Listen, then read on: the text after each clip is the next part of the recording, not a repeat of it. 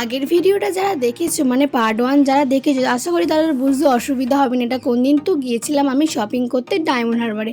আর বাস থেকে নেমে ফার্স্টে এই হ্যান্ডমেড জুয়েলারিগুলো দেখে এখানে দাঁড়িয়ে পড়ি। আর তারপর মেয়েরা কানের দোকানে আটকাবে না, এটা কি সম্ভব বলো তো? আমিও আটকেছিলাম আর নিয়েছিলাম একটা কানের। আর আমরা গিয়েছিলাম সূর্যি মামাকে মাথায় করে দুপুর 1টার সময়, তো লাস্টটাকে এখানে এনার্জিটা ফুল করে নিই। তারপর ঢুকেছে এম বাজার। এখানে তো এত লোকের ভিড় আমাকে দেখাই যাচ্ছে না ঠিকঠাক করে।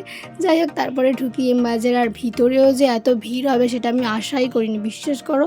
তো এত লোকের মাঝে আমি জিনিস দেখবো কী করে? ট্রায়াল রুমের সামনে 1 হাত লম্বা লাইন, তো এখানে লোকের ধাক্কা খেয়ে বার হয়ে পড়ি। তারপরে যাই প্রাইম ফ্যাশন। এখানে বেশ শর্ট কুর্তি ছিল আর ব্যাগের কালেকশানও ভীষণ সুন্দর সুন্দর ছিল।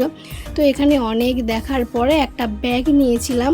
তারপরে যাই বাজার কলকাতায়। এখানে এসে দেখি বেশ ভালো ভালো 2 পিসের কালেকশান ছিল, তো আমি এখান থেকেও নিয়েছিলাম একটা।